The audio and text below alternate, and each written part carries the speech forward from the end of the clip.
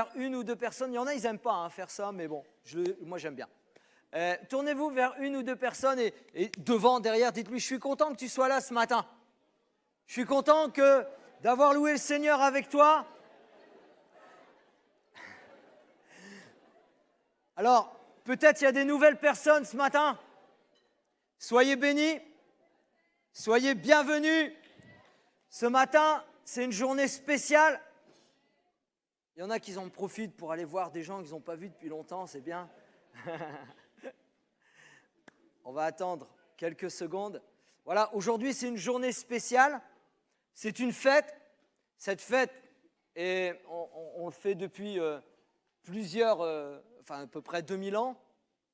C'est le jour de Pâques, le jour de résurrection du Christ. Et on peut. C'est une fête, c'est une joie.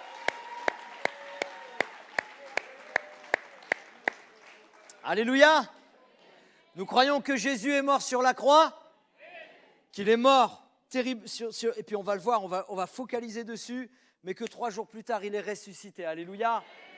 Et Paul a écrit ceci. Paul, 1 Corinthiens, chapitre 15, versets 13 et 14.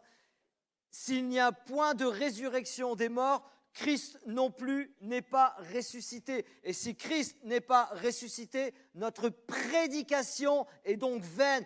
Et votre foi aussi est vaine. Si Christ n'est pas ressuscité, ce qu'on fait ce matin ne sert à rien. Qu'à chaque dimanche qu'on se rencontre, ça ne sert à rien. Qu'à chaque mardi qu'on vient dans sa présence et qu'on prie le Seigneur, ça ne sert à rien. Si Christ n'est pas ressuscité, notre foi est vaine. Tout ce qu'on dit, tout ce qu'on fait, tout ce qu'on pratique dans notre quotidien, jour après jour, toutes les églises qui sont là autour, pas qu'ici à Pau, mais même dans Pau, il y en a plusieurs à travers le monde entier, les missionnaires, etc. Ça ne sert à rien. Si Christ n'est pas ressuscité, notre foi est vaine. Mais notre foi s'appuie sur la mort, mais surtout la résurrection de Christ. On est là, on est dans sa présence. C'est ce qui nous fait vivre le matin. C'est ce qui donne une jeunesse qui a envie d'aller plus loin. C'est une jeunesse qui se consacre. C'est une jeunesse qui a des choses qu'ils ne pratiquent pas, normalement. Amen. Il n'y en a eu que 3. Alléluia. C'est une jeunesse. C'est des jeunes, des plus anciens qui sont ensemble, mais réunis par la même foi. Il n'y a plus de distinction sociale. Il n'y a plus de distinction de là où je viens, de culture ou autre. Non, on a tous nos cultures différentes, tous nos orientations différentes. On vient tous d'endroits différents. Et je vais dire aux politiques, bientôt c'est les élections la semaine prochaine.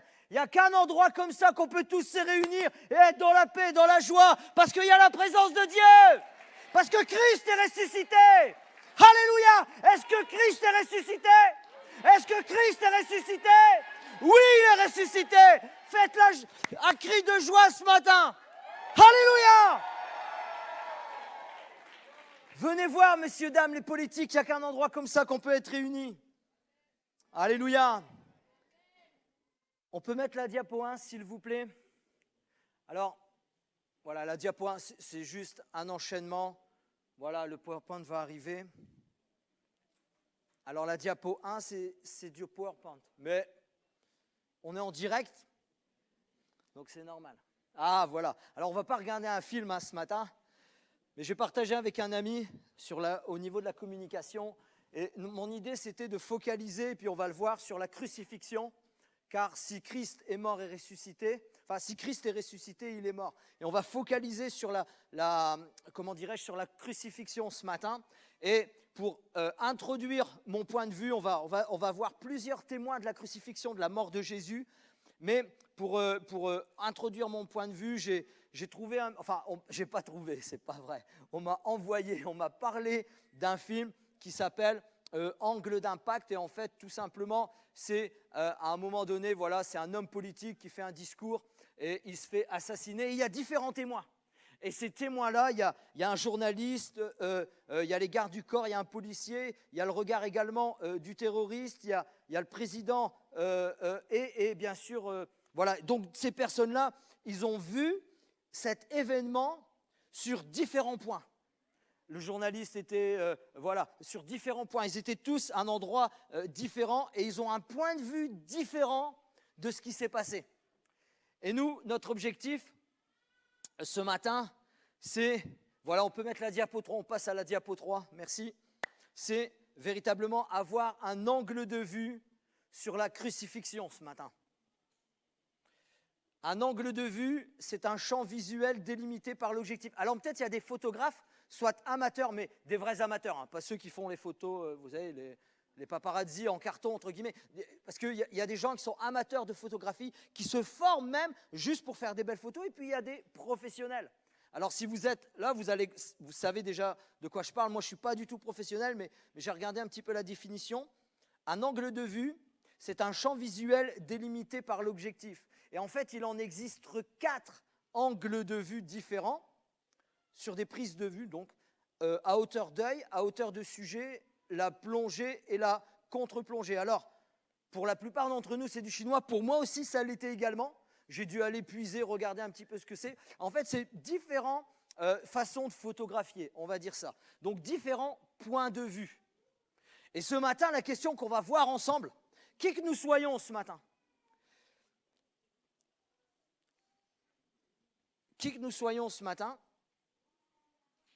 peut-être quelqu'un qui est de cette église depuis des années, engagé avec le Seigneur, peut-être quelqu'un sert le Seigneur fait un service dans l'église depuis des années. Peut-être ce matin, quelqu'un a été invité tout simplement par quelqu'un d'autre. Ce matin, que tu sois croyant ou que tu te dises non croyant, ou encore peut-être tu te dis moi j'ai mes propres croyances. Vous savez, beaucoup de gens maintenant se font leurs propres croyances et ils ont le droit. Que tu sois un ancien dans l'église, que tu aies 20, 30, 40 ans de conversion, ou plus ou moins quelques années, de 5, on a entendu Joffre tout à l'heure, quelques mois de conversion, au plus ancien converti ici, peut-être de 70 ans de conversion, quel que soit ton arrière-plan religieux ou spirituel, quel que soit ton âge. Alors ce matin, je vais parler aux ados. Est-ce qu'il y a des ados là? Ouais, bon, ils sont timides. Est-ce qu'il y a des pré-ados? Oui, il y en a une. Ils sont timides.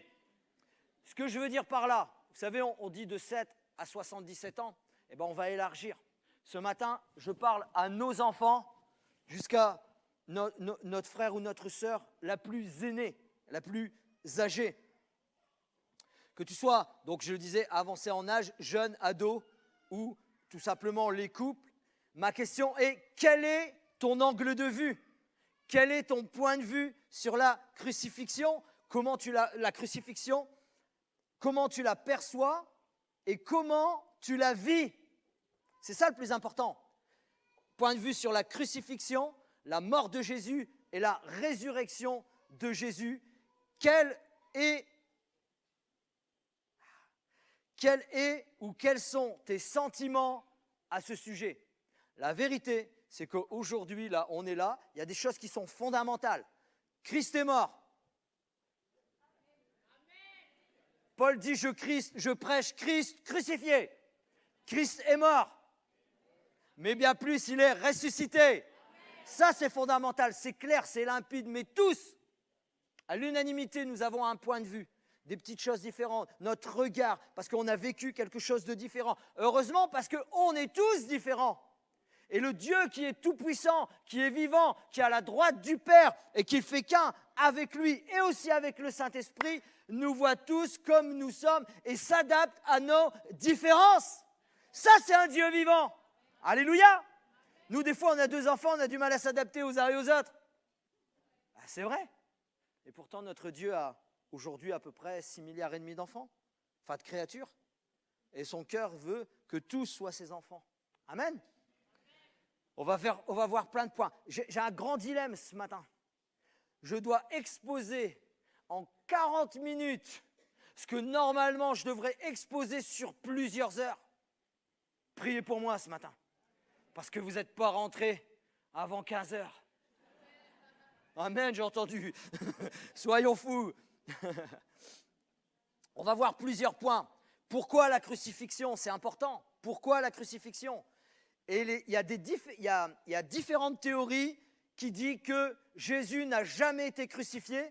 ou qui est mort sur un poteau, mais on va développer ça, ou alors qui a survécu à la crucifixion, tenez-vous bien, pour les plus anciens, me lapidez pas, c'est une réalité, il y en a qui lancent des théories de ce genre, où Christ a survécu à la crucifixion, ce qui est impossible, et on va le développer, qui a survécu à la crucifixion, et pire, je le dis, je vais jusqu'au bout, personne ne me tue, hein. C'est une théorie, et qui s'est marié et qu'il a eu des enfants.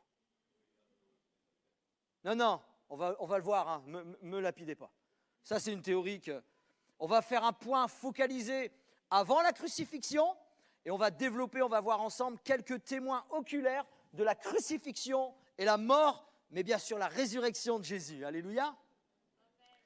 Quelqu'un a écrit, parce qu'on m'a posé la question, « Ouais, mais Olivier, c'est cool de parler de la crucifixion, mais c'est jour de résurrection. » C'est vrai. On ne va pas focaliser, c'était vendredi. C'était vendredi, la crucifixion. Le jour saint, le vendredi saint. Mais quelqu'un a dit ceci, un homme qui a souffert à cause de sa foi, a dit ceci, plus nous connaissons la crucifixion, plus nous expérimentons la résurrection. Alléluia. Et nous, on n'est pas appelés à connaître, mais à expérimenter jour après jour, après jour, après jour. Joffre nous l'a rappelé ce matin, dans son chant, que je vais rechanter, non. Chacun son affaire. Pierre a écrit dans sa deuxième épître, 2 Pierre chapitre 1er verset 16, « Ce n'est pas en effet en suivant des fables habilement conçues que nous avons fait connaître la puissance de l'avènement de notre Seigneur Jésus-Christ, mais c'est après avoir vu sa majesté de nos propres yeux que Pierre a déclaré. » Pierre, c'est un témoin oculaire. Il a fui à ce moment-là. On ne va pas focaliser là-dessus. Malheureusement, on ne peut pas. On perdrait trop de temps. Mais Pierre, il a vécu des choses extraordinaires avec le Seigneur. Et au dernier moment, vous connaissez l'histoire, il a renié. Mais lui a vu. Il a tellement vu Jésus mort sur une croix, Jésus ressuscité, que ça a bouleversé sa vie. Et qu'à la fin de sa vie, ils l'ont torturé. C'est une folie. Hein. Vous savez une chose, que tous les apôtres sont morts martyrs, sauf Jean. Je ne peux pas développer, mais tous sont morts martyrs. Et Pierre, on l'a crucifié. Et il a dit ceci, on lui disait ceci, si tu renies juste Christ, fais que, ne t'inquiète pas, on te sauvera et puis tu deviendras riche. Et lui, il a dit, il a tellement vu Christ mort et ressuscité qu'il a dit ceci, il a déclaré ceci, mais non seulement Christ est mort et bien ressuscité, vous allez me crucifier, mais je suis pas capable, je suis pas, ne me crucifiez pas comme mon Seigneur, crucifiez-moi à l'envers. Et l'histoire nous dit que Pierre a été crucifié à l'envers. Son mort martyr, témoin oculaire, c'est pas avec des fables, mais c'est véritablement, nous avons vu Sa Majesté le Roi. Voilà ce que Pierre a écrit. Premier point, pourquoi la crucifixion ? Vanessa nous a répondu. Allez Vanessa. Ouais, tu nous l'as dit Vanessa. Alors je vais vous le lire, je ne peux pas me permettre de le chanter. Ton sang parle beaucoup mieux que tous les vains discours entendus sur la terre. Il parle pour ma défense. Le sang de Jésus parle pour ma défense. Proclame la justice. Jésus, c'est ton sang. La croix témoin de ta grâce. C'est la grâce de Dieu, la crucifixion. Montre le cœur du Père et nous ouvre la voie. Alléluia. La voie laquelle? Celle du ciel. Confiant, nous avançons, non pas par nos propres forces, mais seulement par ton sang. Comment être pardonné? Comment recevoir la vie? Seulement par le sang de Jésus. Et l'Église dit Amen et acclame le Seigneur. Si on est pardonné, si on est purifié, si on est racheté, si mon nom est inscrit dans le livre de vie, c'est parce que le sang de Jésus a coulé. Là, je voulais exposer, je voulais démontrer, tout simplement avec un chant merveilleux que Vanessa nous a rechanté avec tout le groupe de jeunes. Mais la Bible dit, en Hébreux chapitre 9, verset 22, « Et sans effusion de sang, il n'y a point de pardon. » Malheureusement, sans effusion de sang, il n'y a point de pardon. Alors pourquoi ce matin, peut-être la plupart d'entre vous, vous le savez, vous connaissez les choses, mais peut-être ce matin, il y a quelqu'un de nouveau, mais c'est bizarre, c'est gore le sang. Oui, Mais le sang, c'est la vie. Alléluia. Pourquoi? Parce que tout simplement, quand l'homme a été séparé de Dieu à cause de la désobéissance, du péché. Le mot péché, littéralement, ça signifie rater la cible. Je poserai la question, je prendrai un micro, je donnerai aux jeunes, on passerait à chaque personne, moi le premier, et puis dire, qu'est-ce que tu as déjà raté dans ta vie? De quoi tu as déjà loupé la cible? À quel moment, dans quel instant, dans quelle sphère de ta vie tu as loupé la cible? On aurait tous plus ou moins des récits. Parce que ça fait partie de notre nature. On a hérité d'une nature rateur de cible. Mais il y a quelqu'un qui est venu. Nous étions séparés de la gloire de Dieu. Adam et Ève ont été comme séparés de la gloire de Dieu. Mais pour rattacher, pour que Dieu permette à l'homme de se rapprocher de lui, il a fallu faire un sacrifice, un animal. On ne sait pas c'est lequel, on ne sait pas ce qui s'est passé, mais c'était un animal. Donc le sang qui a coulé de cet animal, Dieu en a pris des peaux. C'est le premier styliste. Bon. Il a habillé, entre guillemets, l'être humain, l'homme et la femme. Et ils ont pu réavoir un contact avec Dieu, mais ce n'était pas suffisant. Ce n'était pas suffisant. Et il fallait un sacrifice parfait. Tous les sacrifices animaux ne suffisaient pas. Il fallait un sacrifice parfait. Et ça préfigurait ce que Jean le Baptiste a dit de Jésus. Voici l'agneau de Dieu qui ôte le péché du monde. En Jésus-Christ, je suis libre. En Jésus-Christ, j'ai la vie. En Jésus-Christ, mon nom est inscrit dans le livre de vie. Et quelqu'un ce matin dira, quelqu'un dira ceci, c'est horrible la crucifixion. Oui, et nous allons le voir. Et quelqu'un pourrait penser, mais Dieu n'aimait pas son Fils pour l'avoir laissé crucifier. Peut-être quelqu'un se pose la question, et c'est terrible. Mais la parole de Dieu répond à chaque question. Tu te poses une question, mon ami? Qui que nous soyons, tu traverses une période difficile, tu te poses des questions. Moi, je t'invite tout simplement à lire la Bible. Jour après jour, au quotidien, dans une lecture suivie, je te promets que la parole, elle est dedans. La parole est la Bible est la parole vivante de Dieu et Dieu veut et va te parler. Quelqu'un dira, mais c'est terrible d'avoir crucifié. Mais Jean 3,16 nous dit ceci, c'est Jésus qui parle. Enfin, c'est Jean qui l'écrit, inspiré par le Saint-Esprit, car Dieu a tant aimé le monde qu'il a donné. Et donné, on peut rajouter sacrifier son Fils unique, afin que quiconque croit en lui ne périsse point. Là, il y a la perdition qui est pointée, mais qu'il ait la vie éternelle. Alléluia. C'est pour ça que Jésus est venu. C'est pour ça que Jésus est venu. Alors quelqu'un répétera cette question, mais pourquoi la crucifixion? Il fallait que le sang coule pour nous couvrir de nos péchés. Et en fait, pourquoi la crucifixion? Parce que tout simplement, je le dis, mais c'est ça, parce que tout simplement, à l'époque où Jésus est né, c'était l'instrument de mort des envahisseurs, les Romains. C'était l'instrument de mort ou de torture ou de condamnation qu'ils pratiquaient pour assassiner ou tuer ou faire mourir les non-juifs, les non-romains, pardon. C'était le moyen de torture, car c'est leur instrument de mort. La crucifixion, la définition de la crucifixion, c'est une peine capitale exécutée par fixation à une croix. On attachait les mains et les pieds, ou de façon plus cruelle, on les transperçait avec des clous. Et j'arrête la définition parce qu'on rentre dans du... Selon la Bible, selon la parole de Dieu, le Messie, le Christ, qui signifie quoi? Ouais.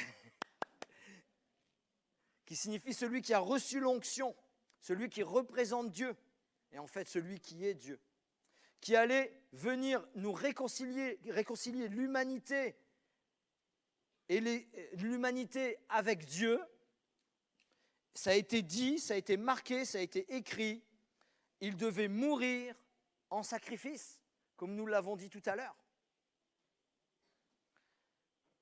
La promesse de la venue d'un Messie transparaît clairement dans l'ensemble des Écritures.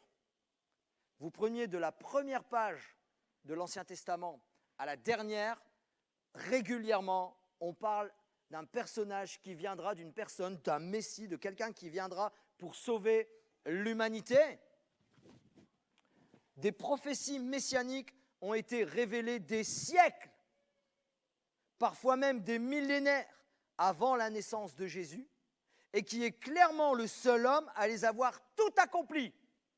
C'est ce qui me fait vibrer. On peut pas dire quand on va naître, comment on va vivre, de quelle façon, dans quelle famille, et comment surtout on va mourir. Et on peut pas.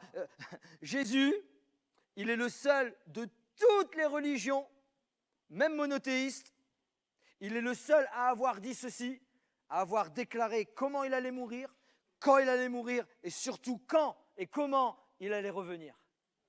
C'est le seul. C'est le seul. Donc, je vais le relire. Des prophéties messianiques ont été révélées des siècles, parfois même des millénaires avant la naissance de Jésus-Christ, qui est clairement le seul homme à les avoir toutes accomplies.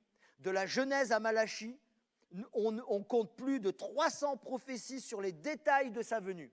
La naissance virginale, à Bethléem, je ne peux pas toutes les citer ce matin. Je vous dis, c'est vraiment, on n'est pas encore sur la crucifixion, c'est juste pour prouver qui est Jésus. À Bethléem, dans la tribu de Juda et la lignée du roi David, la vie sans péché qu'il a menée, plusieurs, même autres religions que je ne citerai pas ce matin, on n'est pas là pour ça, il focalise, il pointe le doigt sur la vie exemplaire que Jésus a menée ici sur la terre. La mort et la résurrection du Messie étaient documentées par des textes prophétiques hébraïques bien avant que Jésus n'entre dans l'histoire pour mourir et ressusciter. La croix que nous voyons ici est devenue le symbole, j'ai marqué un symbole, mais en fait je change, est devenue le symbole du christianisme. Mais pas tout de suite, pas tout au début. Par tous ceux qui avaient eu l'occasion d'assister à ce supplice, la croix représentait un objet d'horreur.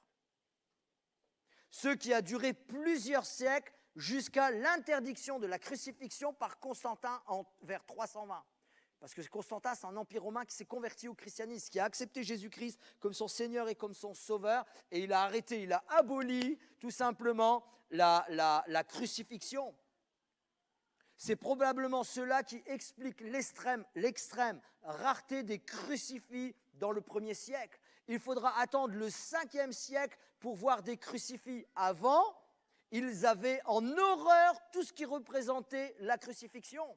Parce qu'ils connaissaient, ils le voyaient peut-être même, pas au quotidien, mais beaucoup de gens du 1er au 5e siècle ont vu comment ça se passait les crucifixions. Et tout en sachant que leur Seigneur, notre Seigneur, a subi cette mort-là atroce, ils en avaient en horreur. Mais aujourd'hui, c'est banal de voir une croix, sans s'imaginer ce qui s'est réellement passé derrière. Pour une personne, Jésus, mais l'histoire nous prouve que des milliers et des milliers et des milliers de personnes ont connu la mort à travers la crucifixion, Ce n'est qu'à partir du Moyen-Âge que sont apparus les crucifix tels que nous les connaissons aujourd'hui. Maintenant, voyons un petit peu différentes théories où, soi-disant, Jésus n'est pas mort, ou n'est pas mort sur la croix, ou il aurait survécu à la croix. Jésus non crucifié. Je dirais, c'est une pensée antichrist totale. C'est vrai ou pas? Les voici. Et si Jésus n'avait pas été crucifié, mais qu'un autre avait pris sa place sur l'infâme croix. Voilà, ça c'est la première pensée, la première théorie mensongère. Deuxième, Jésus n'est pas mort sur une croix, mais sur un simple poteau. Et vous savez sur quoi il s'appuie? Parce que tout simplement, dans l'Ancien Testament, il est écrit que le Messie mourra sur le bois infâme. Et il a même des traductions sur le poteau. Sauf que ces gens, et je vais m'arrêter une seconde parce que c'est très important, sauf que ces personnes ne savaient pas que la crucifixion avait commencé des millénaires avant. Dans l'Antiquité, beaucoup de peuples utilisaient la crucifixion, mais pas telle qu'on la connaît au monde romain. Il y a des enfants ce matin, mais en fait, on utilisait dans l'Antiquité, on utilisait un simple poteau au départ et on empalait les condamnés. Je vais m'arrêter là, parce que je pourrais donner, je vous dis, il me faudrait 3 heures rien que pour ça, pour donner tous les détails, comment ça se passait. Mais du premier empire jusqu'à l'empire romain, la crucifixion a existé, mais elle a évolué et chaque, je dirais, nation, chaque empire modifié et adapté la crucifixion à leur sens. Donc oui, Jésus est mort sur le bois infâme, mais sur une croix. Et ça, on va le développer après. La dernière, Jésus aurait survécu à la crucifixion et aurait mené une vie purement domestique avec Marie-Madeleine. C'est la théorie. Et quelqu'un peut-être ici dira, mais pourquoi pas? Eh ben non! Jésus est bien mort sur la croix, car on ne peut survivre à la crucifixion, et surtout celle que Jésus a subie. Voyons un instant. Ça va, vous êtes toujours là? Amen. Alléluia. Amen. Passe ton voisin pour voir s'il est toujours vivant. Non, non, non, pas de règlement de compte. Surtout pas à l'église. L'avant-crucifixion. Quelques instants sur l'avant-crucifixion. L'avant-crucifixion, qu'est-ce qui se passe? L'avant-crucifixion, Jésus fête la Pâque. La Pâque juive qui représentait le peuple hébreu qui sort de l'esclavage de l'Égypte. Et ils font ça, c'est une tradition. La Bible nous dit qu'ils chantent des psaumes, qu'ils festoient, qu'ils font le repas de la Pâque. Et il y a tous des symboles, etc. Et là aussi, je ne peux pas développer. Franchement, il faudrait 3 jours. Mais juste après avoir fêté la Pâque, etc., Jésus part, comme à son habitude, au jardin de Gethsémani. Et il part passer un temps de prière. Lui, il sait ce qui va se passer dans quelques heures. Et il emmène même tous ses disciples, mais 3 à part, et leur demande de prier. C'est la seule fois où Jésus demande « Priez pour moi, s'il vous plaît ». Et puis, qu'est-ce qu'ils ont fait? Ils ont fait « ho-ho », comme chez nous on dit. Ils se sont endormis à plusieurs reprises. Mais peu importe, on continue. Ce n'est pas là où on veut arriver. La nuit, dans le jardin de Gethsémani, donc le temps de prière, il connut l'angoisse, parce qu'il savait ce qui allait arriver. Les grumeaux de sang, qui sont médicalement prouvés. C'est possible d'atteindre une angoisse tellement à un certain niveau qu'on peut avoir des grumeaux de sang mélangés à notre sueur. C'est tout à fait possible. Il s'est retrouvé quasi seul. Mais à un moment donné, quand ce temps est fini, il sait qu'il va se faire arrêter. On peut mettre la diapo 4, s'il vous plaît. Au petit matin, Jésus trahi par un de ses disciples. D'ailleurs, ça a été par un baiser. C'est par un baiser que tu trahis le maître. Trahi par l'un de ses disciples, un Judas. Il y a, comme vous voyez, la garde, il y a quelques religieux, il y a une foule, et ils sont tous armés d'épées et de gourdins. Ils ne sont pas venus là en paix, ils ne sont pas venus là pour discuter, ils ne sont pas venus là pour lui poser des questions comme il faisait au temple. D'ailleurs, il va leur dire, on s'est vus, on s'est croisés, lisez l'évangile de Jean, vous allez voir où plusieurs jours, ils se sont croisés, ils ont partagé. Jésus les a toujours taclés par leurs réponses. Ah, ça, c'est moi qui le dis, taclés. Bon, comprenez, Jésus répondait avec sagesse. Et là, on est dans la nuit et ils viennent l'arrêter. Et suite à cela, je vais dire là, on parle de la passion, tout ça, mais la nuit va commencer pour les ténèbres. Et la nuit de souffrance pour Jésus commence là. Ils le prennent. Et suite à cela, Jésus va subir 6 interrogatoires où on va lui manquer de respect, bien plus on va le frapper et bien plus, on va lui cracher dessus. Et ça, c'est terrible. Et on va le rabaisser, on va l'humilier avec des propos, des mots, etc. Juste avant de subir la flagellation et après la crucifixion. D'abord, il arrive devant Anne. Anne, c'est l'ancien souverain sacrificateur, mais comme cet homme avait encore de l'influence, il voulait le rencontrer avant de faire les choses. Ensuite, Anne l'envoie au tout petit matin, c'était l'aube, à son beau-fils Caïphe, qui est le sacrificateur, donc le chef religieux de l'époque, et le Sanhédrin. Le Sanhédrin, c'est 70 membres d'un parti, pas politique, mais du parti religieux. C'est eux qui dirigent, qui prennent les décisions religieuses.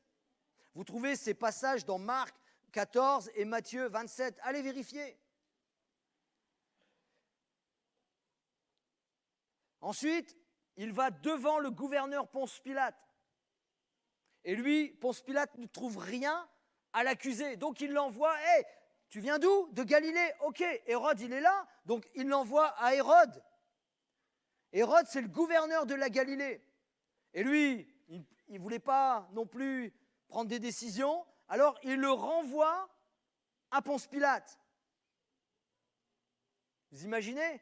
Personne ne prenait décision parce que tout simplement, on ne pouvait pas l'accuser, on ne pouvait pas le condamner, les accusations étaient fausses.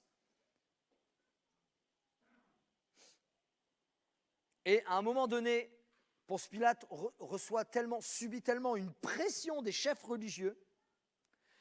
Lui, il a tellement peur que Rome entende parler d'un soulèvement. Vous savez, à l'époque, les procurateurs, ceux qui dirigeaient les provinces, dès qu'il y avait quelque chose qui ne convenait pas à l'empereur, ça allait vite. Hein. C'est pas comme aujourd'hui.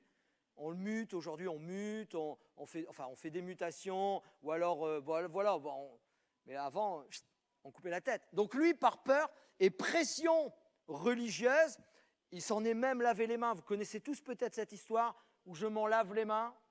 Allez, crucifiez-le. Mais au moment où il décide de le crucifier, de prononcer la condamnation à mort, crucifiez-le, donc il a subi la pression. Ponce Pilate prononce crucifiez-le, et bien tout simplement il est pris par des soldats. Et là, je dirais là, les choses terribles vont commencer.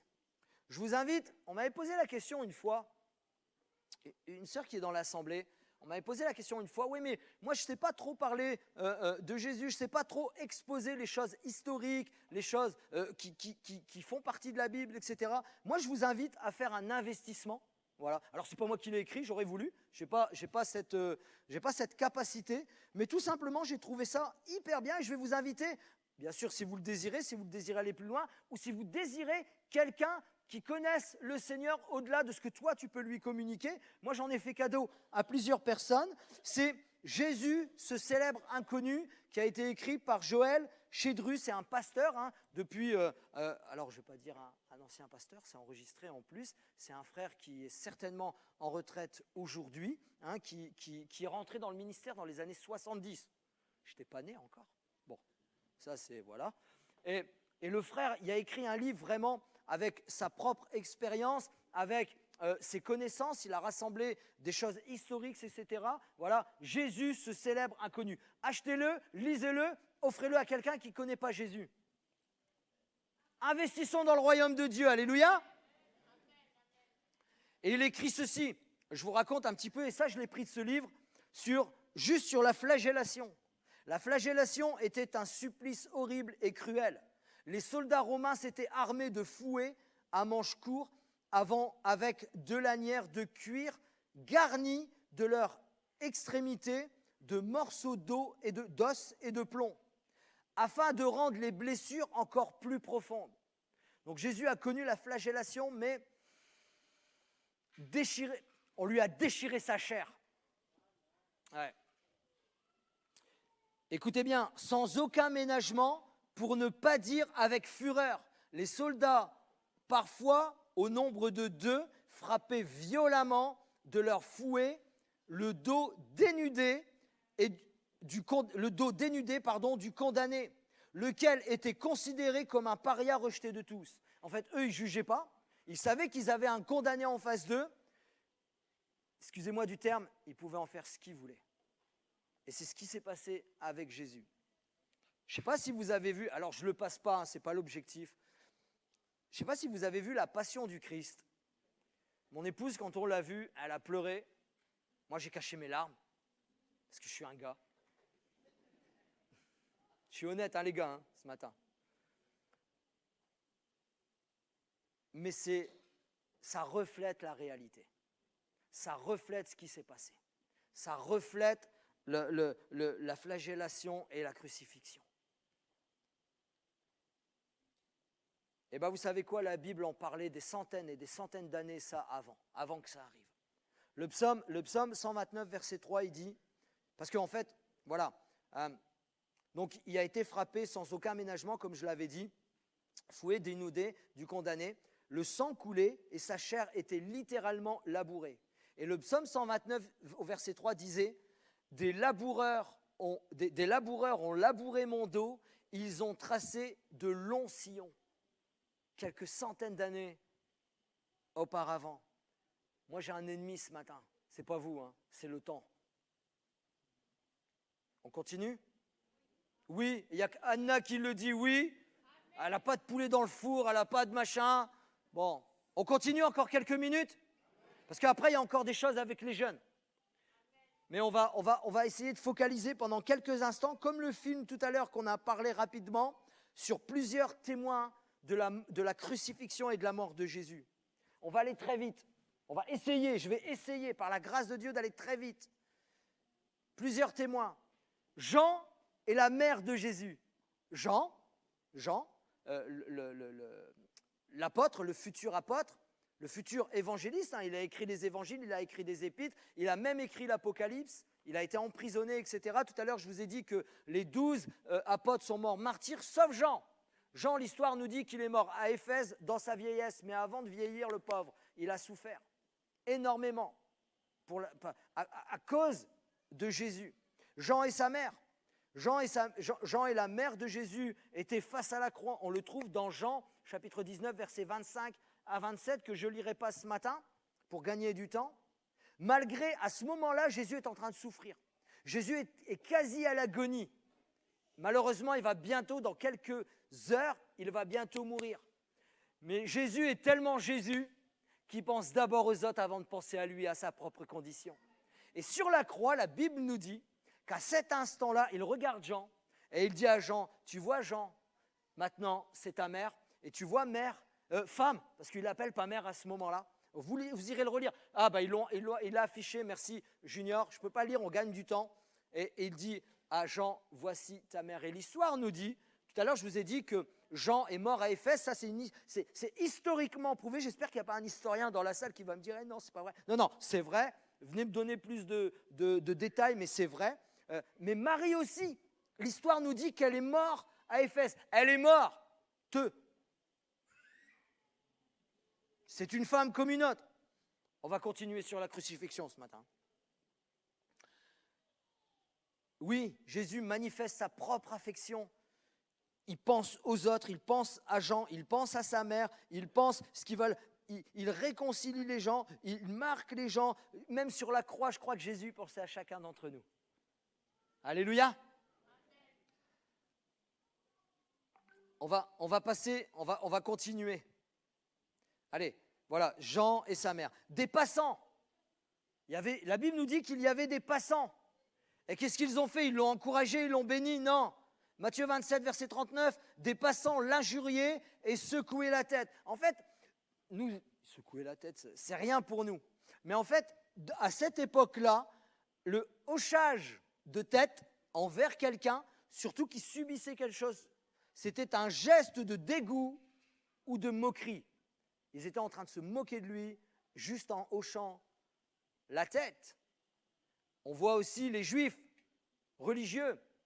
Et là, ils l'ont même provoqué. Descends de la croix si tu es le Messie. Et si tu descends, on se prosternera devant toi et on croira en toi. Tout le monde pensait que c'était fichu.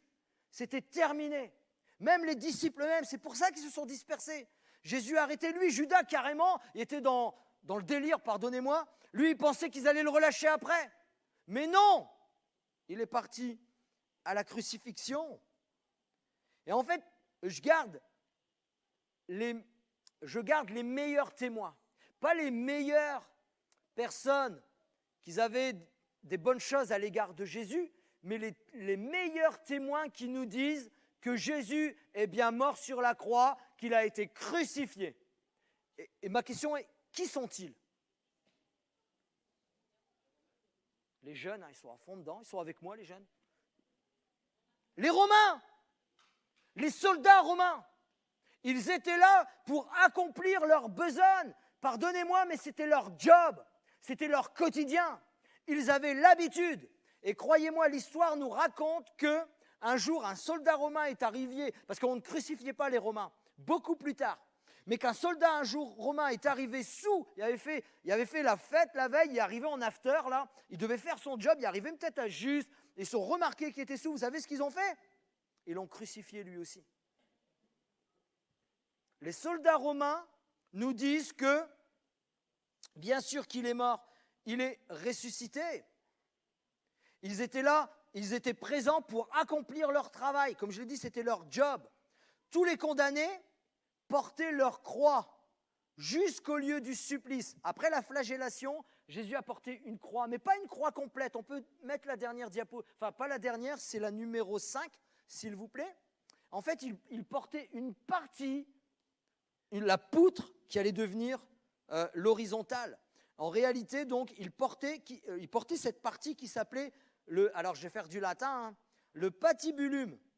Tout simplement, ça signifie qu'il mérite une croix. Il portait sa propre poutre pour aller au supplice. C'est terrible.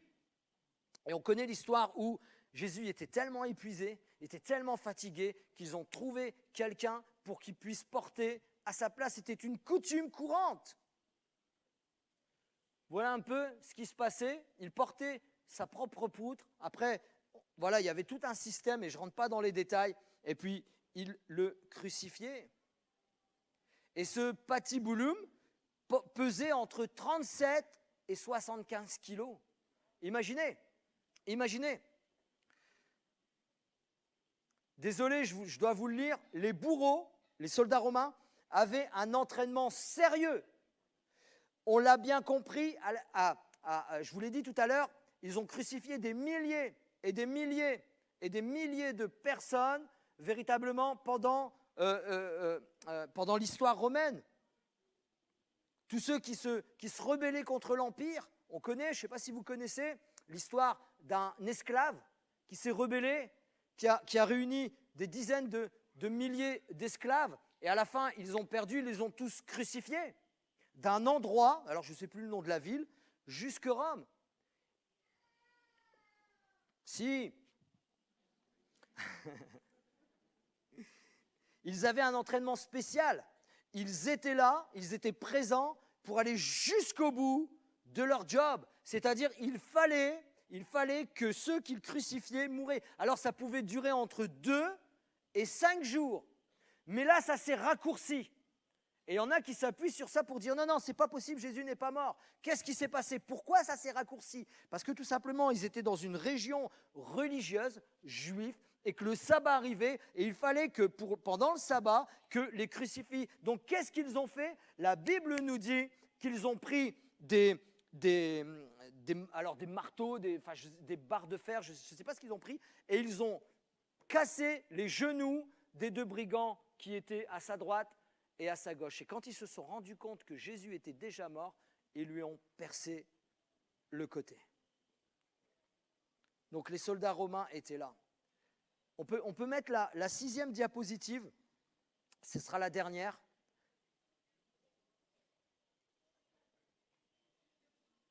Il y a même de la musique. La 6e diapositive, voilà, et on arrive à la fin. Citation du docteur Philippe Chasse. C'est un historien et auteur de 31 volumes sur l'histoire des civilisations, chef du département d'histoire de l'université Yale. Celui qui étudie sérieusement les textes des évangiles, le récit de la crucifixion et de la résurrection devient rapidement fasciné et intrigué. C'est celui qui se tient loin de Christ et des textes sacrés ou qui est carrément de mauvaise foi intellectuelle, qui les discrédite, sans fondement. Celui qui s'y approche est rapidement captivé.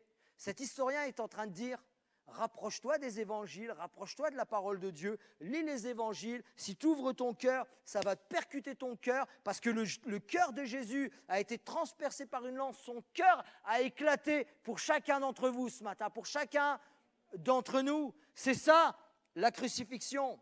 Et je vais vous en lire quelques-unes. Plein de prophéties ont été écrites dans l'Ancien Testament et se sont accomplies juste sur quelques détails de la crucifixion. Je vais demander aux jeunes, il y a un chant, il y a un dernier chant, ou alors c'est là, où elle est Vanessa, je la vois plus, ah elle est là. Ou alors il y a la danse avant. Ah ouais, je demande le pianiste s'il veut monter, s'il te plaît mon ami. Je cherche son prénom. Splendeur. Encouragez Splendeur, là, je l'ai gêné, là. La Bible nous disait plusieurs centaines d'années auparavant, dans Ésaïe, on le frappera et on lui crachera sur le visage, tout doucement. Voilà. Ésaïe 50, verset 6, « J'ai livré mon dos à ceux qui me frappaient et mes joues à ceux qui m'arrachaient la barbe. Je n'ai pas dérobé mon visage aux ignominies et aux crachats. » Annoncé dans Ésaïe, réalisé dans Matthieu 26, verset 67. Là-dessus, ils lui crachèrent au visage et lui donnèrent des coups de poing. La Bible nous parlait qu'on allait se moquer de lui.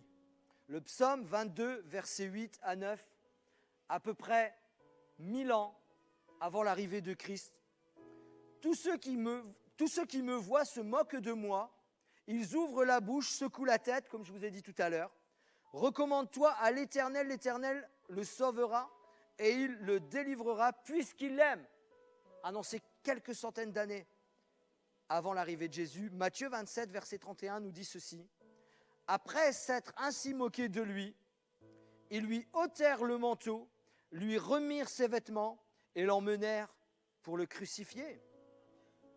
On lui percera les pieds, comme je vous ai dit, plusieurs centaines d'années auparavant, avant la crucifixion romaine.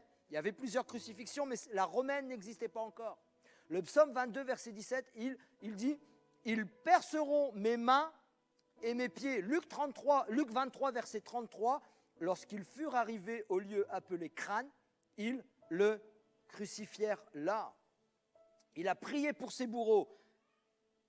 Ses amis se tiennent à l'écart. On ne peut pas dire plusieurs centaines d'années auparavant, j'aurai un groupe d'amis, ils me soutiendront et quand je serai arrêté, ils s'enfuiront. Non, mais la parole nous dit que dans le psaume 38, plusieurs centaines d'années avant l'arrivée de Jésus, mes amis et mes connaissances s'éloignent de ma plaie, de sa chair déchirée et mes proches se tiennent à l'écart. Luc 23, accomplissement, Luc 23, verset 49, tous ceux de la connaissance de Jésus et les femmes qui l'avaient accompagné depuis la Galilée se tenaient dans l'éloignement et regardaient ce qui se passait. Tous secouent la tête, bon ça on ne revient pas dessus. Un petit détail, ils partagèrent ses vêtements. C'était une coutume romaine. Quand le psalmiste l'a écrit, cette coutume n'existait pas encore plusieurs centaines d'années auparavant dans le psaume 22, verset 19. Ils se partagèrent mes vêtements, ils tirent au sort ma tunique. Jean chapitre 19, versets 23-24, les soldats, après avoir crucifié Jésus, ils prirent ses vêtements et en firent 4 parts. Une part pour chaque soldat. Ils prirent aussi sa tunique qui était sans couture, d'un seul tissu depuis le haut jusqu'en bas. Et ils dirent entre eux, ne la déchirons pas, mais tirons au sort à qui elle sera. Des petits détails qui font que, ok, c'est bien. Et j'en ai encore des dizaines, mais voilà, je vais m'arrêter là. Quelqu'un dit amen? Non, dites pas. Ça veut dire que vous êtes pressé. Désolé. Pourquoi tu focalises, tu donnes autant de détails? On connaît les choses, peut-être quelqu'un ne connaît pas. Pourquoi dire? Parce que la parole de Dieu, les historiens et chacun d'entre nous qui sommes témoins de Jésus-Christ qui change les vies, notre cœur crie ce matin, oui, Christ est bien mort sur la croix, mais bien plus, il est ressuscité. Et il y a même mieux. La Bible nous dit qu'il a dit lui-même, je ne peux pas rester, car je dois partir. Et si je reste, le Père ne pourra pas envoyer celui qu'il a promis. Et celui qui a promis, nous croyons et nous confessons que c'est le Saint-Esprit. Et je le disais, il y a mieux. Ce matin, le Saint-Esprit est là. Ce matin, le Saint-Esprit est là. Et le Saint-Esprit veut interpeller nos cœurs ce matin. Vous, qui que nous soyons, est-ce qu'on peut juste avoir un instant où on va se connecter à Dieu, un instant où peut-être toi, pour la première fois de ta vie, un instant où peut-être les jeunes, peut-être les pré-ados, peut-être les ados, peut-être toi qui es en rébellion, peut-être toi qui est en recherche de je ne sais quoi, peut-être toi qui as vu ses parents divorcer, mais toi qui as vu peut-être un de tes parents se convertir, changer de vie.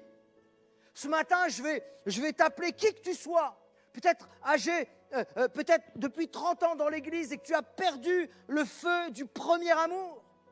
Peut-être quelqu'un qui a besoin tout simplement d'être connecté au Seigneur. Peut-être quelqu'un ici qui croit ou qui a un arrière-plan chrétien. Je parlais aux enfants, aux ados, aux pré-ados. Peut-être qu'il y a un arrière-plan chrétien. C'est toi qui rendras compte ce matin. C'est toi qui rendras compte devant Dieu. T'appuie pas sur la foi de tes parents. La foi de tes parents, c'est un modèle pour toi pour aller plus loin. Peut-être tu t'appuies sur les prières de tes parents depuis des années, depuis des décennies. Mais ce matin, je le déclare ce matin, est-ce qu'on peut fermer les yeux? Est-ce qu'on peut juste un instant, comme arrêter le temps? On arrête de bouger, on est là parce que c'est un moment sacré ce matin. C'est un moment où quelqu'un peut se tourner vers Dieu. C'est un moment où quelqu'un peut rencontrer le Seigneur. C'est un moment où quelqu'un peut accepter Jésus-Christ comme son Seigneur et comme son Sauveur. Ce matin, l'église, est-ce que vous êtes avec moi ce matin? Vous êtes déjà en train de prier? Vous êtes déjà en train de prier pour la personne que vous avez invitée? Vous êtes déjà en train de prier pour votre fils, votre fille? Ils sont là, ils sont à l'église depuis des années. Mais ils n'ont pas encore donné leur vie au Seigneur. Ils n'ont pas encore donné leur cœur au Seigneur. Ce matin, tu as l'opportunité, tu as comme une opportunité, une chance de te réconcilier avec Dieu le Père. Mais tout ça, tu ne peux pas le faire sans passer par la croix, ce n'est pas possible. C'est la croix qui justifie. C'est la croix qui te sauve. C'est la croix qui te donne la vie ce matin. Il a fallu la mort pour que nous puissions vivre. Alors ce matin, ouvre ton cœur. Qui que tu sois ce matin, jeune comme moi jeune, je vais tout simplement t'inviter. Là où tu es, je veux que tout le monde ait les yeux fermés. C'est un moment solennel, c'est un moment personnel. C'est un moment où, même, je sais, on a dépassé un peu le temps, mais on a commencé un peu plus tard, j'ai une excuse. Où que tu sois ce matin, fermez les yeux s'il vous plaît. C'est toi et ton moment, c'est toi et Dieu, c'est toi et ton avenir. Où que tu sois, si tu as envie de laisser une chance à Jésus, si tu as envie de laisser une chance à Dieu, le Saint-Esprit est en train de frapper à la porte de ton cœur à ce moment-ci. Je te juge, je t'encourage à ne pas l'endurcir. Ce matin, lève la main, où tu es, je prie pour toi. Je prie pour toi, voilà. Oh, alléluia. Je demande que les gens ferment les yeux, s'il vous plaît, là-haut dans les gradins. Alléluia. Il y a des gens qui viennent à Dieu ce matin. Et il y a des gens, fermez les yeux, c'est un moment solennel. Gardez, moi il me faut du temps. Moi il me faut du temps ce matin. Alléluia, là-bas. On garde les yeux fermés. Voilà, vous pouvez baisser la main là-haut, dans les gradins, parce que, gloire à Dieu, quelques personnes, on garde quelques instants, c'est un moment solennel. J'ai vu monsieur baisser la main ce matin. Alléluia, gloire à Jésus. Je vous invite tous à vous lever pour ceux qui le peuvent physiquement. Et on va faire cette prière. On va faire cette prière. C'est un jour de salut, mes amis, ce matin. C'est un jour de salut. C'est un jour où le nom des personnes qui ont levé la main sont inscrits dans le livre de vie. Et je voudrais que l'Église puisse prier. Et je voudrais que les amis qui ont levé la main puissent prier ce matin. Ce n'est pas la répétition qui compte, mais c'est véritablement la consécration de cœur ce matin. Répétez, priez avec moi ce matin. Seigneur Jésus, je m'approche de toi. Je te donne ma vie. Je te redonne ma vie ce matin. Je veux croire en toi. Je veux marcher avec toi. Je veux marcher selon ta parole. Conduis-moi, Seigneur, sur la vérité. Je crois ce matin en la crucifixion. Je crois que tu es ressuscité. Et je veux te donner ma vie tout entière ce matin. Dans le nom de Jésus. Et l'Église puisse encourager ses jeunes frères, ses jeunes sœurs ce matin. Alléluia! Gloire à Dieu.